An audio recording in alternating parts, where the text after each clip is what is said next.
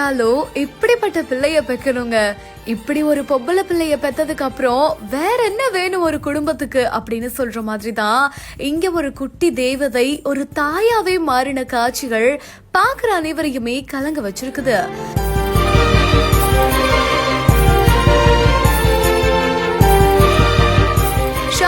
அப்படின்ற ஒரு இன்ஸ்டாகிராம் பேஜ்ல தான் இப்படி ஒரு அழகான வீடியோவை ஷேர் பண்ணிருக்காங்க.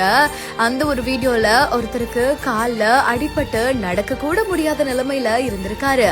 அந்த டைம்ல அந்த வீட்டுல இருக்கக்கூடிய ஒரு குட்டி தேவதை அவருக்கு தாயா மாறி தண்ணி கொடுக்கறது, மருந்து போட்டு விடுறது அப்படின்னு எல்லா ஹெல்ப்புமே பண்ணிட்டு இருக்காங்க.